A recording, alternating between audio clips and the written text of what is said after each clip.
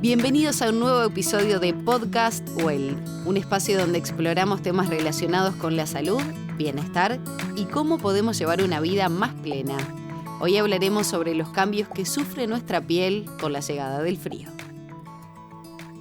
Nos acompaña la doctora Ana Menéndez. Ella es médica especialista en dermatología y máster en láser y terapia lumínica, directora de AS, Centro Multidisciplinario Especializado en Tratamientos con Láser. Ana, un placer tenerte para charlar de muchísimos temas, sobre todo en esta época del año. Un gusto, Maggie, estar contigo y compartir con todos. Bueno, hablemos de los efectos que empieza a tener el frío en nuestra piel. ¿Cuáles son los más frecuentes? ¿Con qué nos empezamos a topar?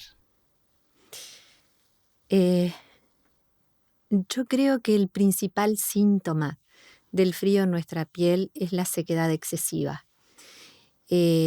Tanto que no en forma exclusiva puede afectar a pacientes con patologías como dermatitis atópica o psoriasis, sino también a personas sin ninguna patología en particular que empiezan a sufrir señales de resecamiento. En pacientes adultos mayores es más notorio, ya que esto se puede acompañar de prurito, esto es picazón y molestia, y por lo tanto yo diría que las sustancias hidratantes y nutritivas sobre nuestra piel en invierno son casi tan importantes como el fotoprotector en el verano.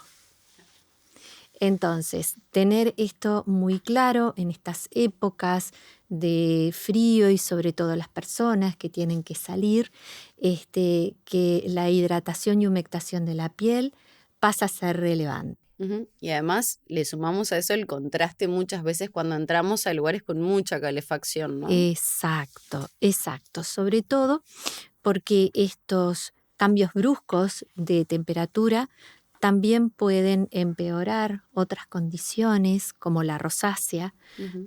Quizás muchos de los que nos escuchan no tienen muy claro lo que es una rosácea, pero aquellos que sufren de esas caras tan coloraditas con estos cambios bruscos de temperatura, bueno, es un indicio de que estamos ante esta sensibilidad vascular llamada rosácea y son pacientes que sufren mucho si a esta altura del año con estos cambios bruscos. ¿A qué síntomas tenemos que estar atentos? De que nuestra piel está sufriendo por el frío, tal vez a diferencia de lo que ocurre el resto del año, y ya qué medidas inmediatas podemos empezar a tomar. La hidratación podría ser una. Exacto, porque el primer síntoma es lo que todo el mundo conoce como tengo la piel paspada, los labios. Muchas veces nos olvidamos de los labios, que forma parte de este órgano que es la piel, mucosas, submucosas.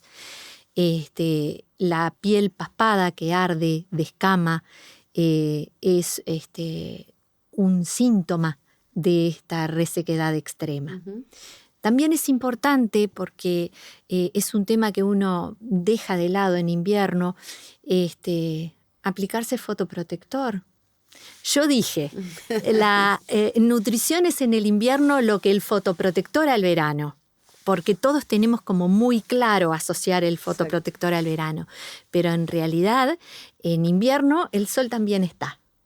Y ese sol crónico afectando nuestra piel produce un fotoenvejecimiento aún mayor que el episodio brusco de exposición en el verano en la playa. ¿Porque es más tiempo, es más constante o qué? Exacto.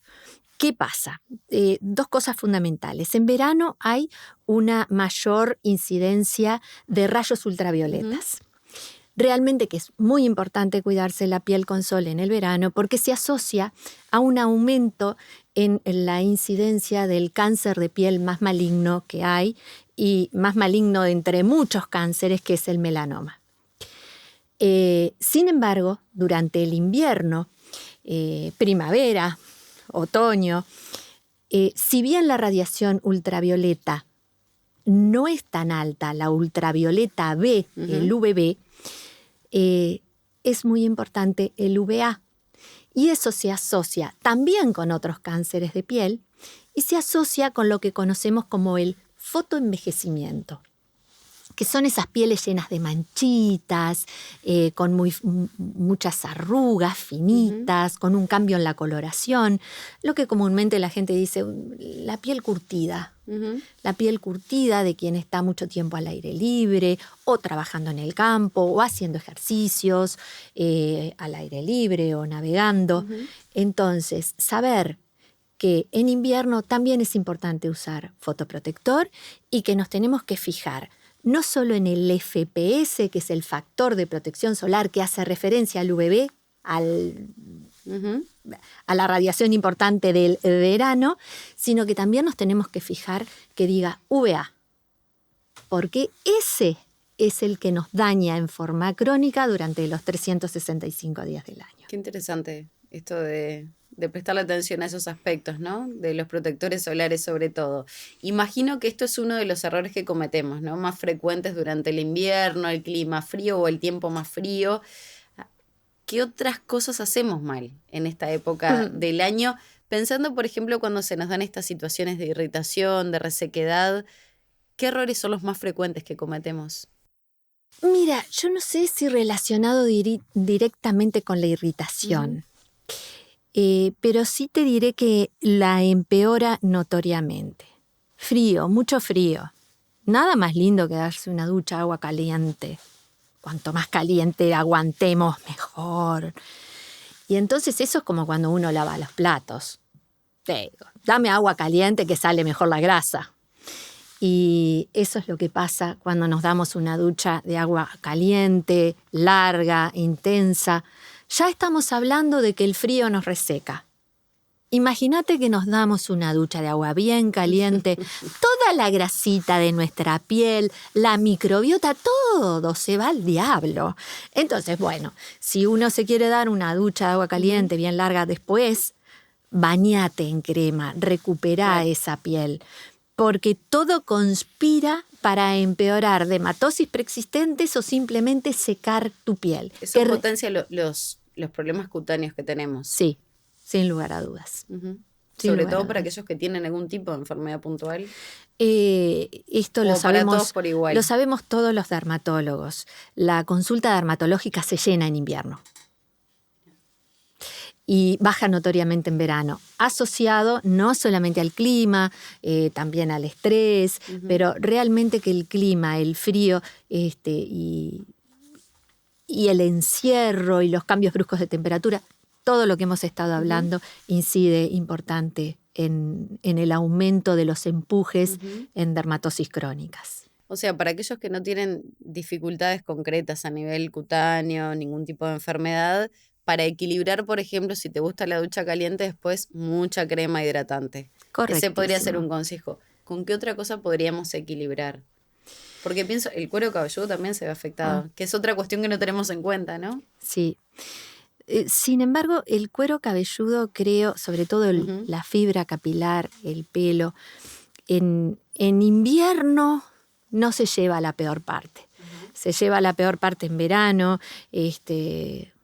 Viste que muchas veces uno dice, ay, vengo del verano y el pelo se me aclaró, las puntas están más rubias, toda esa onda. Habla de oxidación, de la queratina y del daño solar que hay en nuestro pelo. Esto es mucho menor en el invierno, sin lugar a dudas. ¿Y qué zonas descuidamos más en invierno con el frío? Y no lo tenemos presente, que bueno, se pueden ver afectadas. Pienso, por ejemplo, capaz que adoptamos la rutina de todo el tiempo protector solar en el rostro, en la cara durante todo el año, pero en invierno descuidamos ¿qué, por ejemplo? Y yo creo que es la hidratación, tan importante. Yo creo que la hidratación corporal, la mayoría de los pacientes la asocian en el verano con esto de me voy a poner una cremita para que la piel se hidrate, luzca más linda y de paso se prolongue mi bronceado. Claro. Y nos olvidamos de este punto tan importante en invierno. Yo creo que la gran olvidada en invierno es la piel, en general. Y ahora, ¿hay cremas específicas para un momento del año? ¿Se pueden usar las mismas durante todo el año? Qué linda pregunta. Siendo que la piel es la gran olvidada, también es cierto que a nivel estética, pero ya estamos hablando de cara fundamentalmente, es el momento en el año en el que los dermatólogos prescribimos la mayor cantidad de cremas anti-age. Y las principales cremas anti-age son las que entran dentro del grupo de los ácidos retinoicos, glicólicos, etc. Pero fundamentalmente el ácido retinoico, que es la molécula anti-age por excelencia, que permite acelerar la descamación de la piel, el recambio epidérmico y de esa manera aumentar el brillo de la piel, disminuir determinadas manchas, pero también, y muy importante, logra activar a los fibroblastos para que generen más colágeno. Y realmente esto está probado. El problema de estas sustancias es que son fotosensibilizantes y no las podemos indicar en verano. Claro. Así que bueno, en esto bienvenido invierno, podemos trabajar con todos estos principios activos. ¿Y el para resto ir del cuerpo? El resto del cuerpo, hidratación. ¿No una distinta al verano o sí? ¿Más intensa en algunos aspectos? ¿Con otros componentes? No necesariamente, no necesariamente. Los distintos componentes que podemos seleccionar están básicamente relacionados a distintas áreas del cuerpo que pueden llegar a requerir una emoliencia más que hidratación, una emoliencia más importante. A ver, ¿cuál es la diferencia entre hidratación y emoliencia? Porque uno dice, bueno, la piel toma agua y come. No, estamos hablando siempre de conservar o retener agua. Cuando nosotros ponemos un principio activo que capta agua del entorno, estamos humectando. Cuando nosotros directamente ponemos una crema muy untuosa, pesadita sobre nuestra piel, lo que hacemos es ocluir e impedir la evaporación transepidérmica de agua. Cuando la piel está muy seca, necesitamos un emoliente, porque un hidratante capta agua y así como entra, sale, se evapora. Hay como finas grietas microscópicas que no nos permiten retener el agua. Entonces hay zonas, por ejemplo, los pies, la planta de los pies, que requieren... Otra olvidada. Otra gran olvidada, claro, ahí tapaditos con los zapatos, con las medias. Esta gran olvidada muchas veces requiere de principios activos más oclusivos para poder lograr una hidratación correcta. Bueno, para quienes están escuchando este podcast, están sumamente interesados y dicen, bueno, a partir de ahora, aunque sea invierno, quiero empezar a cuidar mi piel. ¿Qué consejos básicos? ¿Por dónde iniciar? Bueno, tú me estás diciendo, a ver, un skincare básico.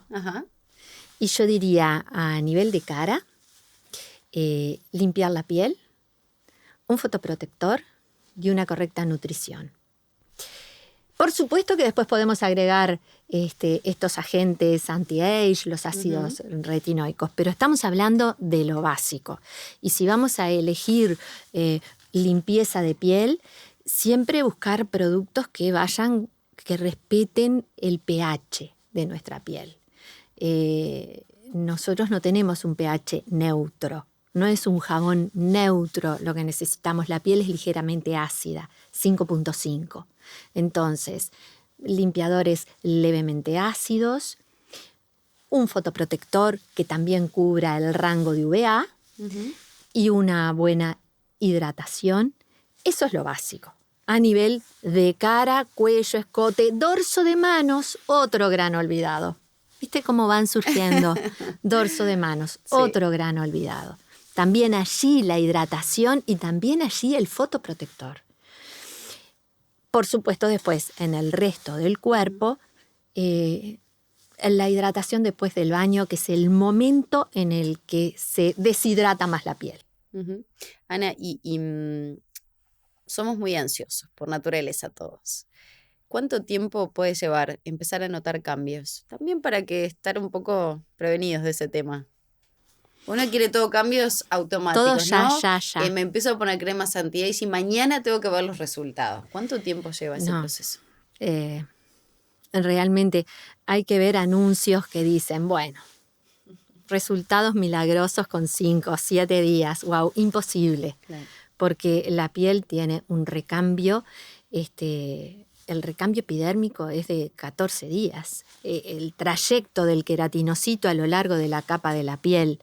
Entonces, se requieren de varios ciclos para poder empezar a ver resultados en todo, no solamente en fotoenvejecimiento.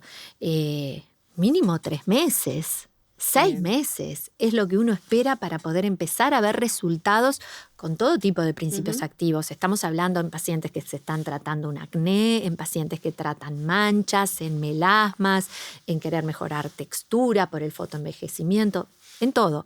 La piel requiere de tiempo y no existen cremas mágicas que nos den estos resultados de una manera tan rápida, porque ni la piel cumple ese proceso. Hoy, mientras hablabas de los primeros síntomas que podemos empezar a notar con el frío, esa resequedad, que nos peleamos un poquito, ¿qué pasa con las personas? Pensaba, ¿no? Con las personas de piel grasa. ¿Requieren el mismo nivel de hidratación? ¿Van a tener los mismos síntomas? ¿Deben ajustar esas cremas especiales a esta época del año también? Bueno, a ver, la felicidad va por barrios. Ajá. Entonces, quienes tienen una piel grasa y de repente les afecta por el brillo, la textura, que el poro está dilatado, o porque sufren o sufrieron de acné, son pieles mucho más resistentes a lo que es la sequedad. Claro. Sequedad ambiental, sequedad relacionada a cambios hormonales, resisten mucho más.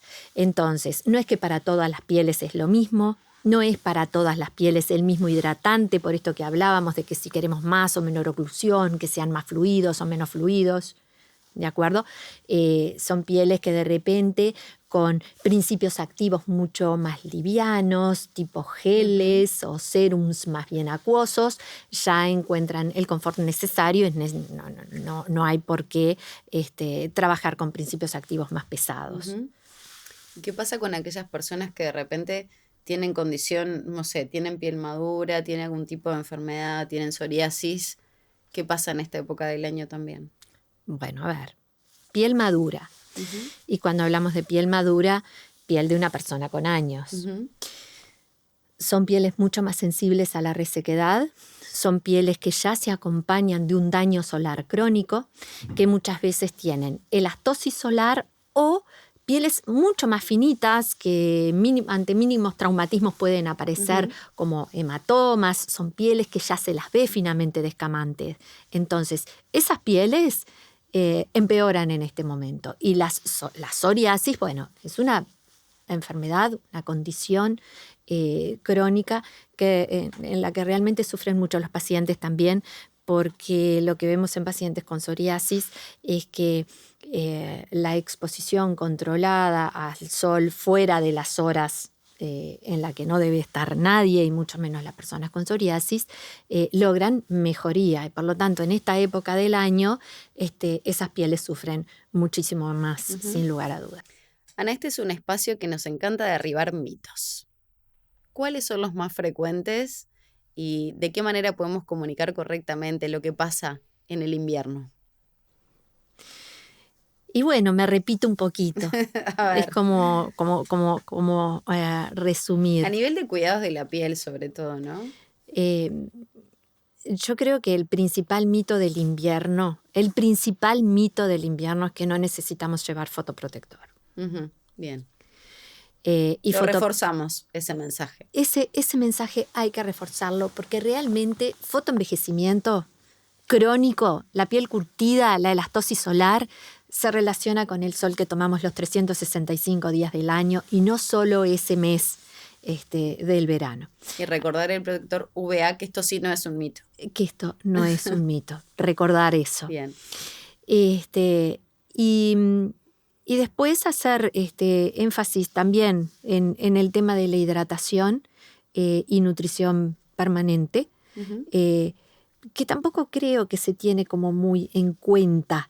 También se asocia más al verano, al daño del sol, a me bañé en el mar, y uno no se da cuenta que realmente el frío, excepto aquellas pieles muy, muy sensibles, que se sienten muy paspadas. A ver, ¿quién no siente un labio lastimado y tiende a ponerse, aunque sea una mantequita de cacao? Pero todos tendríamos que tener esta actitud de cuidado para nuestra piel con la sequedad relacionada al frío.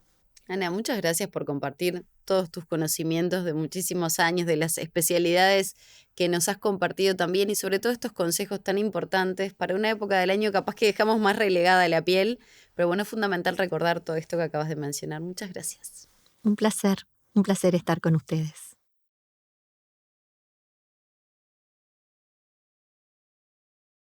Recordá que en Pigalle te ofrecemos un servicio cercano y confiable para cuidar tu salud y tu bienestar. Nos reencontramos en el próximo episodio.